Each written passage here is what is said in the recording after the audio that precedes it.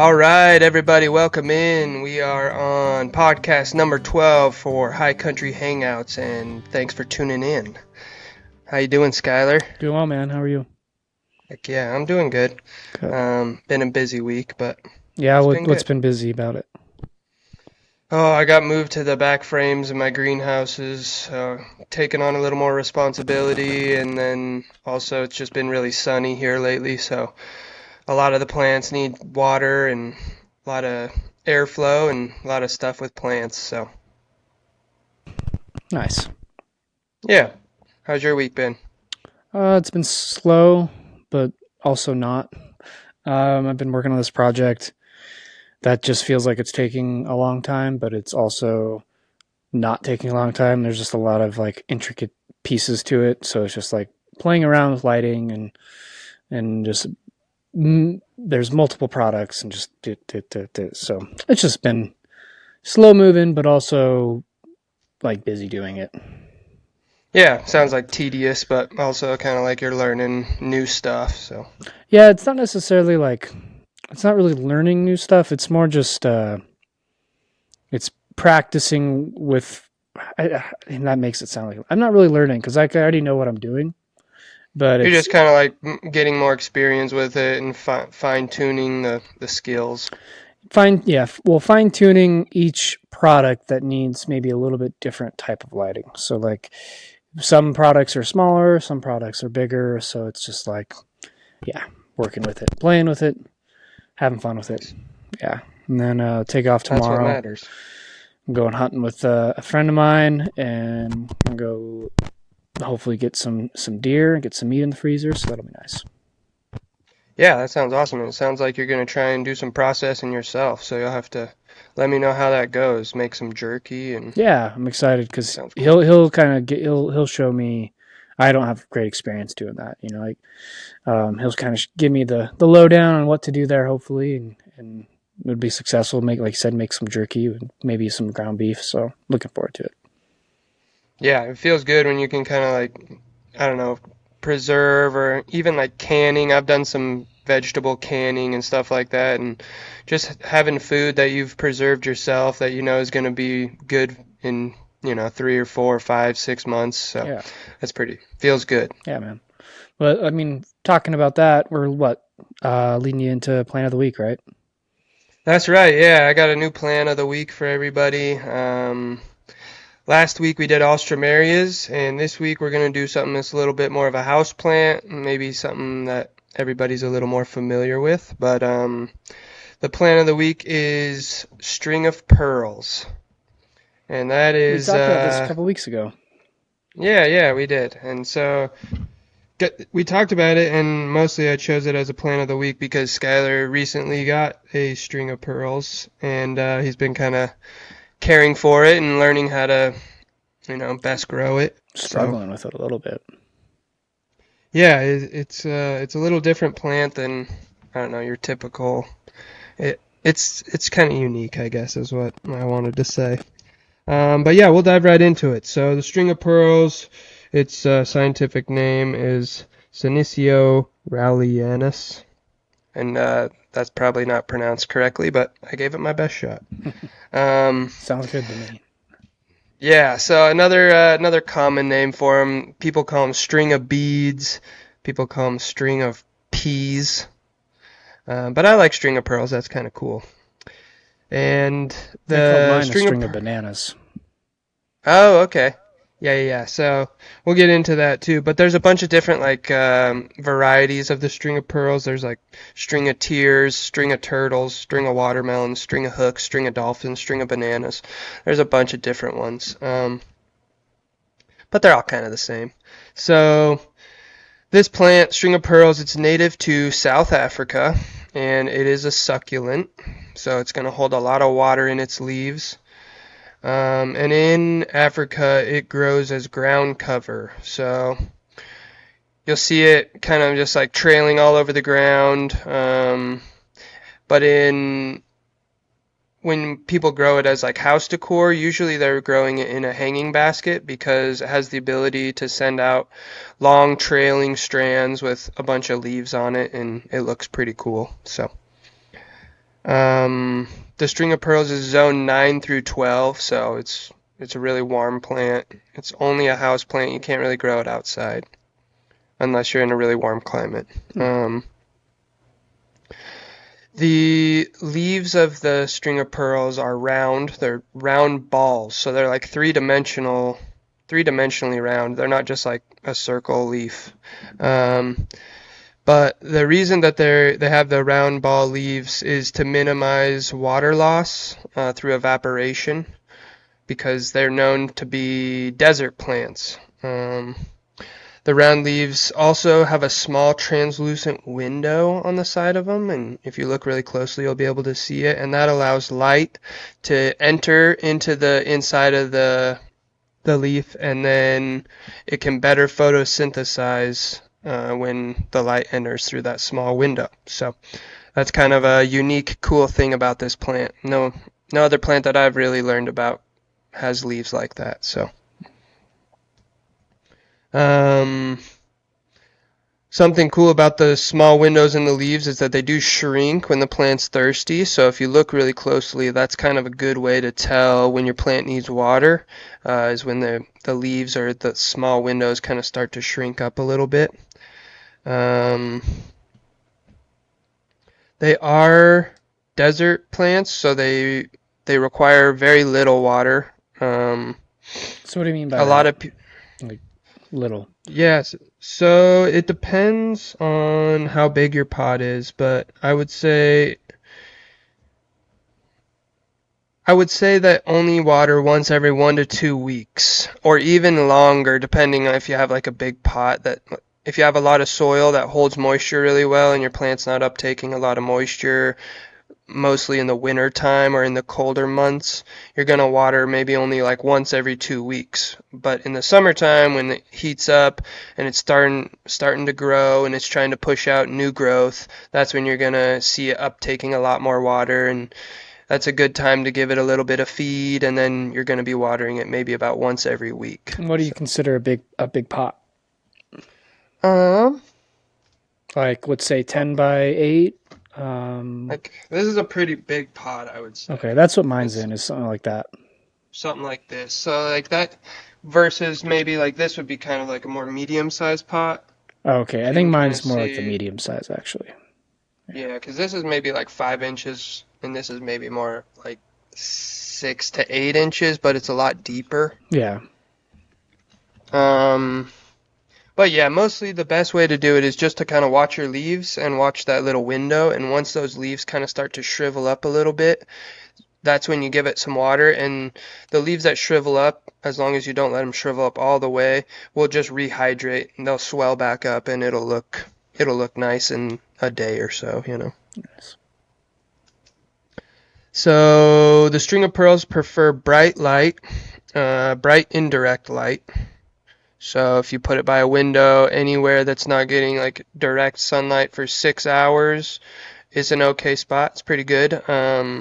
But these things will tolerate full sun as well. So if it's in full sun for 4 to 6 hours a day, it'll do just fine. It'll like that. Um, some of the main problems that people run into is that they keep it too wet. So once the soil is too wet, the roots and the plant can't get any oxygen, and it basically just slowly suffocates. You'll kind of see it'll almost look like it's drying out, like the leaves will kind of start to shrivel, but your soil will be wet and your pot will be really heavy. So try and go light on the water, and then also don't keep it too close to your window, because at nighttime when the temperatures drop, it will get burned and frozen if it's too close to your window. So, just another tip. That's yeah. I had to move my. Once I heard that, I moved my basically where what my plants are on is just like a cart and moved it a few feet, 2 or 3 feet away from my window. Yeah, yeah, that's perfect. Yeah. They'll be a lot happier because those temperature fluctuations by the window are pretty extreme Yeah. sometimes. So. Especially when Um, it gets -40 out here. yeah, no kidding. The last couple things I have about this plant is it does have small white blooms. They kind of resemble daisies, and they have a faint cinnamon smell. Hmm. So, if you ever get one to bloom, give it a smell, see if it's cinnamony. A little bit of a sniff.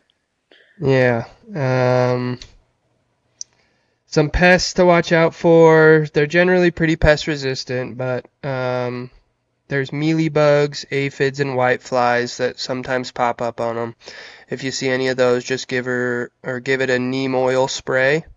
You can look up neem oil. It's kind of like a safe anti-pest spray that you can do on your plants. So I ended up buying like the fly sticky traps and just kind of put them in there and with the plants. hmm. And it seems to be working okay, but there's still, Yeah, yeah. the fly sticky traps work great for fungus gnats Oh, cool. or fruit flies. The thing about fungus gnats is, even though they're really annoying, they're not harmful to your plants. So, I mean, That's good to know. I have, yeah, I have a bunch of fungus gnats sometimes on crops at the greenhouse, and you do kind of like spray to mitigate them, but it's just to mostly it's just to kind of please the customer because nobody likes buggy plants, no one likes fruit flies or fungus gnats, but in general they're pretty harmless to your plant. So yeah. And the last thing was just all the different varieties of the string of pearls, and by varieties I just mean there's different shapes to the leaf. So I actually have a sample right here. This one's variegated. Hmm. So you can kind of see some of the leaves are green, some of the leaves are a little bit white. And that's just a different variety of the string of pearls, but there's also those string of tears, string of turtles, string of watermelons, hooks, string of dolphins, string of bananas, and I'm sure there's even more that I haven't seen or looked at in a while. So, That's pretty cool. yeah. But that's string of pearls. If anyone has any questions or comments about the plant, if you have one that you want to show me, I'd love to see it. So send it over. And you got a couple pictures for the audience?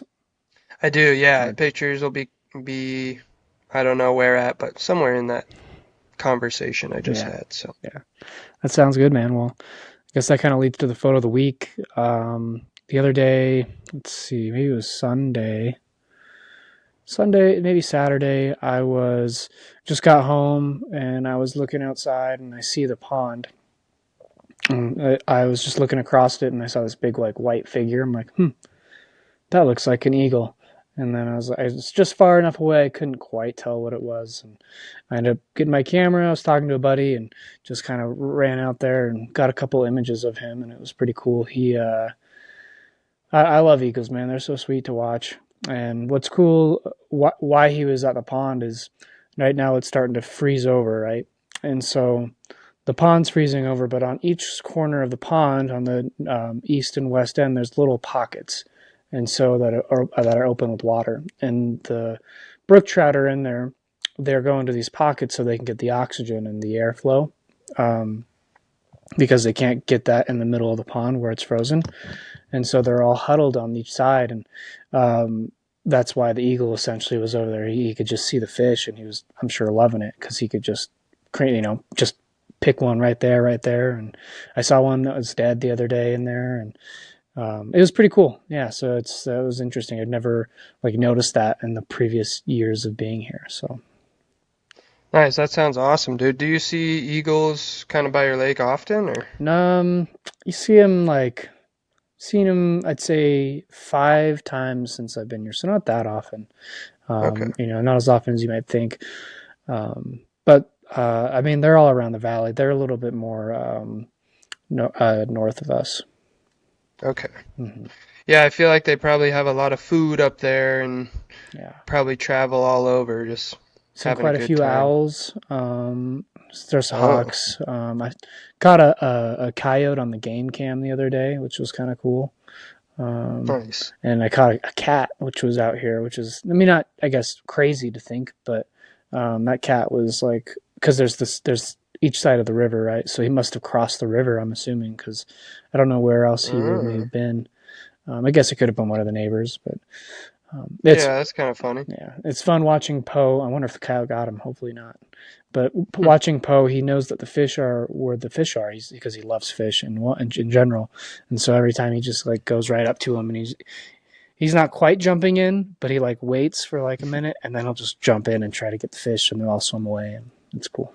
That's hilarious. Yeah, The bald eagle you saw, that's a full grown adult, and something that's kind of cool about the eagles is that when they're babies, they don't look the same because eagles are kind of notorious for that white head they have, and before they're like a year and a half old, they're all kind of brown and speckly. They look completely different. So yeah, yeah, yeah.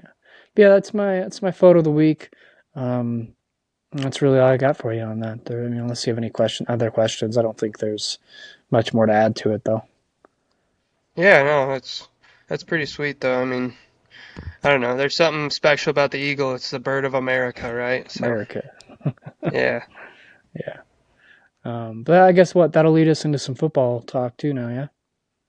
Yeah, man, we can talk a little fantasy football or just football in general, I guess, 'cause we had some games last week and talked about them a little bit, and we got some more games coming up this week. So Yeah, let's start with your bet last week or your call last week of who's going to score. yeah, I did a call on George Pickens over 63.5 yards, and it hit. So that was Nice. pretty exciting. I don't even remember mine. Um, I need to write I it think it down. was a touchdown, but I don't remember Yeah. who. Maybe it was Saquon or something like that. Yeah. Yeah. But yeah, George Pickens, man, he's just catching fire at the second half of the season, especially with Russ Wilson. So Good old Mr. Unlimited leading the charge for the Pittsburgh let's Steelers. ride. Go Hawks. He's all about the catchphrase. Who do you got this week? I did a little bit of research, looking at some games. I think the Thursday night game and the Monday night game are actually going to be pretty fun, but I wanted to keep my picks to the Sunday games. So I focused on I focused on the 49ers and Seahawks game. I think that that's going to be a pretty fun game to watch and maybe have some more scoring opportunities than some of the other games. So, I hope so. yeah, so I think what I'm going with this week is Geno Smith over 250.5 passing yards. That checks out. I could see it. I hope it's not the case. I hope they run the ball more than that. But yeah, I think DK's coming back, and I think that that's going to be a pretty big bump for him in the offense. So, yeah. If DK does, that'll be great. But JSN last week or 2 weeks ago was pretty awesome. That was fun to watch. I hope you're right. It'd be great for them. Um, I want them to run the ball though. They're getting their right tackle back after about a year and a half's worth of games being injured, and hopefully he'll bring some continuity to the offensive line, and because they've been struggling all year, they're like a bottom 5 offensive line in the league. So if they can yeah. get some real reinforcement with him being back, because when he was playing, he was a top 5, top 10 tackle, like up and coming in the league. So if he can reassert himself and stay healthy, I think they'll be looking a lot better. And against the Niners, you need it because they have Nick Bosa, and he's pretty dangerous. But I like the bet. Yeah. I think that's definitely possible. Geno's been throwing the ball around. If it wasn't for the bye week, he'd probably have the most yards in the league right now. So he's Yeah. he's balling, but not throwing as many touchdowns and probably throwing too many interceptions. I don't know, man. Kirk Cousins has a ton of yards on the season, too. Yeah, but before the bye week, Geno was leading like the league in passing. Was he? Yeah, In passing yards? yep, Oh, okay. yeah. Before the Huh. bye week, when the bye He week must have hit, been balling out. yeah, I mean, he's not like doing terribly, but he's not doing it all lands on the offensive line. If the offensive line was healthy, he'd probably be not scoring, but he'd probably be like his stat line would be way better than what it looks like even now. Like he'd have way more touchdowns probably and less interceptions. But the offensive line is rough and it's just not helping the team. Yeah, that's true. If DK doesn't play, I don't think that I would take the bet still. So, on the off chance that DK's out, I think I'm gonna go ahead and do a second bet for a CMC anytime Oh, touchdown. that'll for That's sure happen. Christian McCaffrey. Yeah, it's not anything too He surprising, owns but the he didn't Seahawks too. he didn't get one last week, so I think this is his week to Yeah, get one. he owns the Seahawks. Let's see. What would I do? I would take Saquon Barkley over, let's say, 85 total yards tomorrow All on right. Thursday against the Commanders. That feels like a good one. Like he's been balling out this year. I don't know if I'd take touchdowns anymore on him though, because uh, Jalen Hurts always seems to, because they get the tush push right, so they always take that. Yep. Um, Let's see. His line's at 92.5. Would you take the I'll take over? the over on that for sure. All right. This is fun. Um, any other games that might? I don't know. I don't know how I feel about that Dallas game, man. I think Houston and Dallas are just gonna. I think Houston's gonna destroy Dallas. Yeah, I guess you're right. But I forget. I keep not remembering that Dak is out for the entire season, yeah, and I get too focused on the Houston Texans because I'm like, oh, they're going to be an exciting offense again. But yeah, if the Cowboys can't keep up, there's not going to be a lot to watch. yeah. You know what else? Anytime touchdown, I'll probably take Derrick Henry. I like it. Yeah, that'll be an interesting game. That'll be a good game to watch on Sunday. I might try to make it back so I can watch that game, or at least watch the second half of it on Sunday, because that Pittsburgh Ravens rivalry is a fun game to watch, man. Those are always good ones. Yeah, it's going to be a slugfest. Yeah. I hope it's not defensive. I hope it's offensive. Nah, defense, bro. Defense all day, man. I'm all about defense. Defense. Yeah, you're part of this new age, man, who likes all the Yeah, touchdowns, dog. I do. I love a good slugfest. 10-14, just beat the shit out of each other, and oh, it's fantastic. I miss those games. Oh, Oh man, watching the Seahawks back in the day, 10, 15 years ago, it was awesome watching the Legion of Boom. And then even before that, like mid 2000s, watching a lot of Brian Dawkins, Brian Urlacher, Ray Lewis. I guess I watched him on the tail end of his career. And oh, just defense has my heart, man. There's this hit, Brian Dawkins.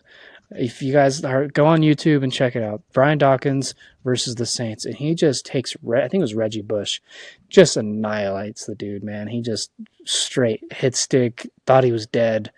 It was just good football. I miss those days. yep, Cam that's Chancellor, true. man. Cam Chancellor, I don't know if you watched any of those games with San Francisco. Vernon Davis, poor guy, like, he just got wrecked by Cam Chancellor over the middle, man. Destroyed. Damn. Good times.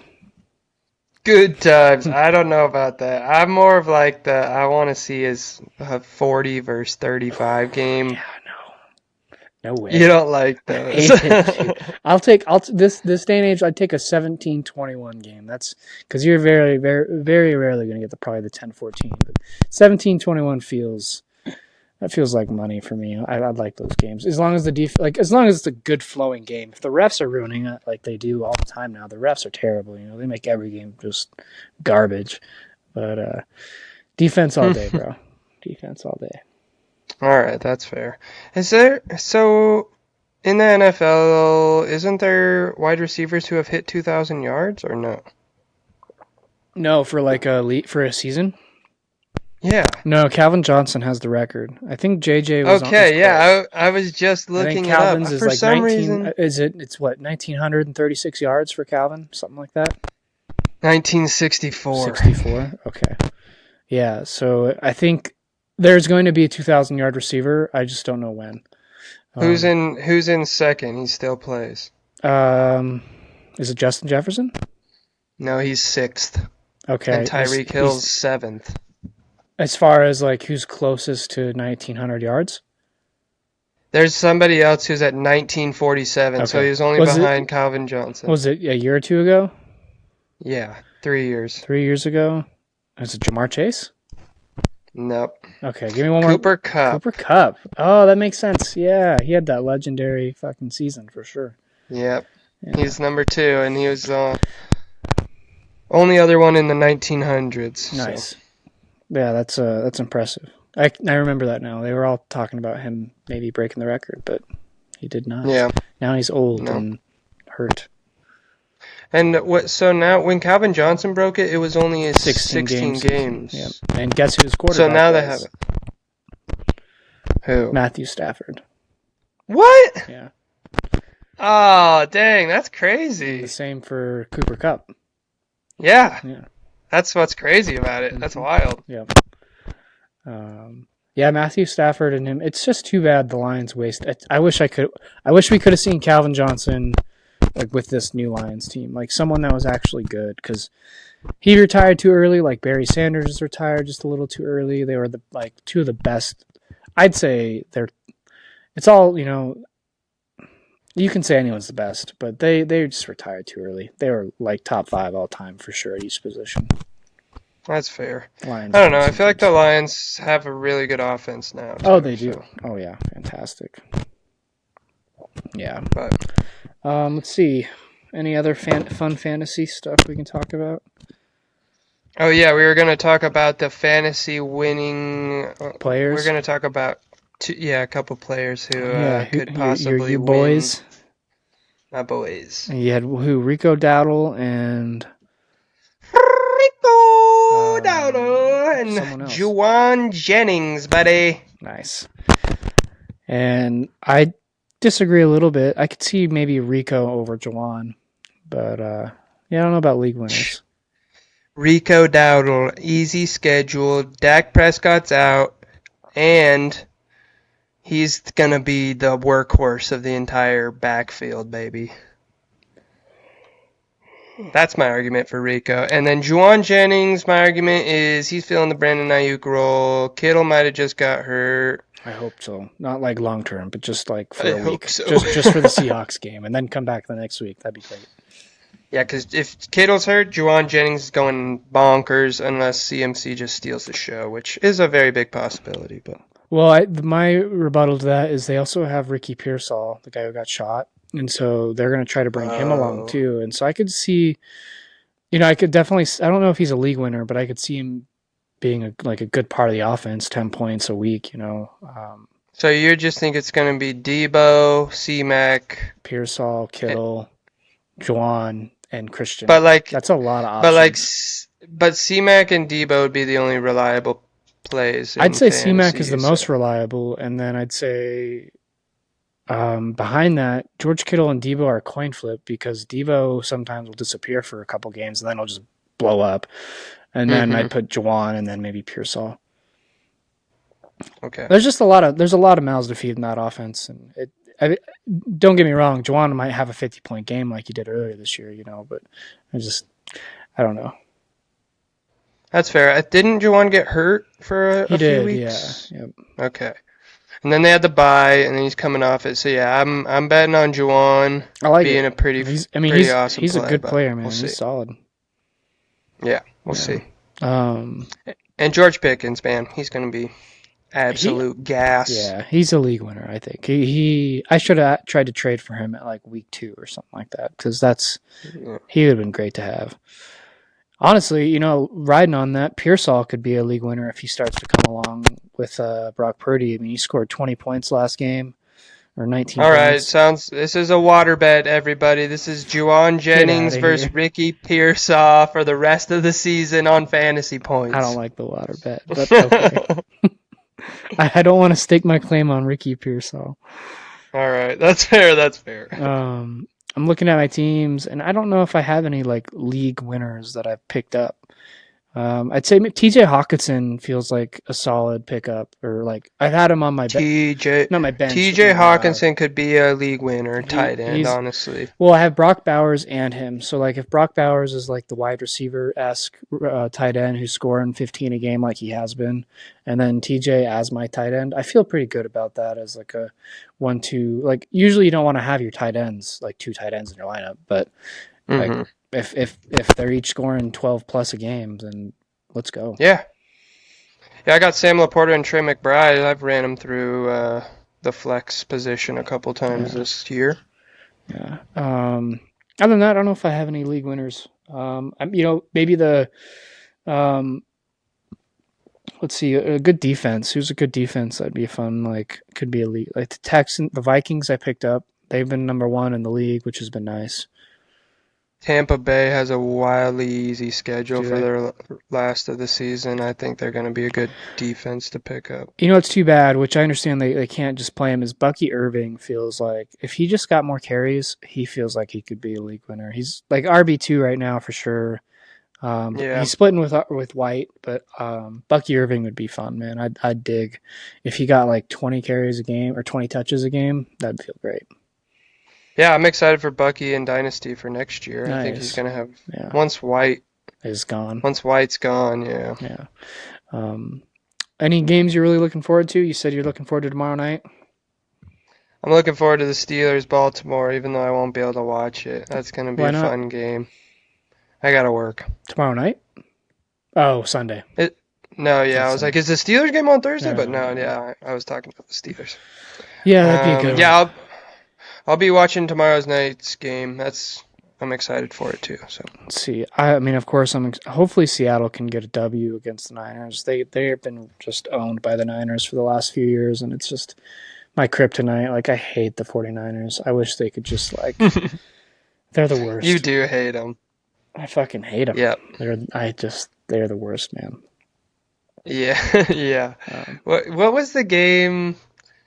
It was a couple weeks ago. Seattle played, and you were just like, they're just not good enough. it's probably the Niners. Was it Like, okay? yeah, like it's the offensive line is rough. They need a better offensive line, and that's they. I think it's going to take them another year in the draft to get there. I don't want them to tank, but if they end up losing the next two games against the Niners and the Cardinals, then just as long as there's improvement, I guess, on the team and they keep losing, I'm okay with. But I'd like to see improvement. Um, their Yeah, defense is playing a little better. It seems like they just need some. They need another year, maybe two. They're a year away, I think, from being a year away. It's tough because like you have Gino, who's like the ultimate bridge QB, which is awesome, but he can't beat the Niners. He's 0-5 or 0-6 against them, which is just a bummer. When yeah, Russell Wilson went like 17-4 against them and absolutely was their daddy. Like I miss those days. Like yeah, those were good times, man. yeah, So it's just and yeah, they're a couple years away, so it's hard being a fan, but you just gotta keep on yeah. keeping on. You You've do. got that. That's how the Steelers were for a while. Like, not the fact that I mean they've won the most, honestly, besides Tom Brady, but aren't they tied with the Patriots? I guess. Well, actually, so since like 2013 or 10, whenever like John Snyder got hired, I think the Seahawks have like the most wins in the NFL. Okay, I'm mostly talking about Super Bowls. Super Bowls, yes. Steelers have like five, I think. Six at least, maybe seven. They don't have seven. Tom Brady has Okay, seven now. they have Are you six sure they then. have six? Yeah, I'm like 99.9999999% sure that Maybe they it's have the Cow six. or the Niners who have five. Let's look it up really fast. Yeah. Um, how many Super Bowls do they got? Six of them, baby. That's awesome.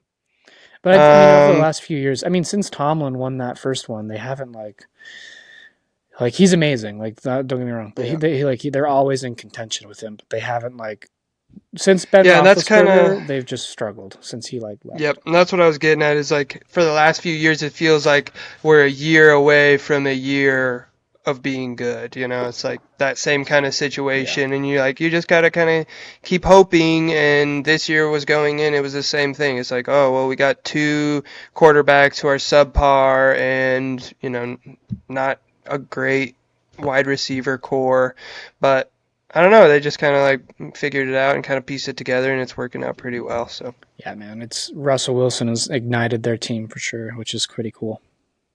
yeah, it is. Seahawks to Steelers. Well, Broncos Yeah, first, then Steelers. we'll ignore those days. Yeah. Yeah.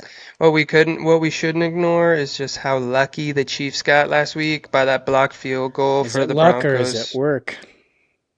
That's true, but I think it has to be Yeah. some combination of both. Yeah.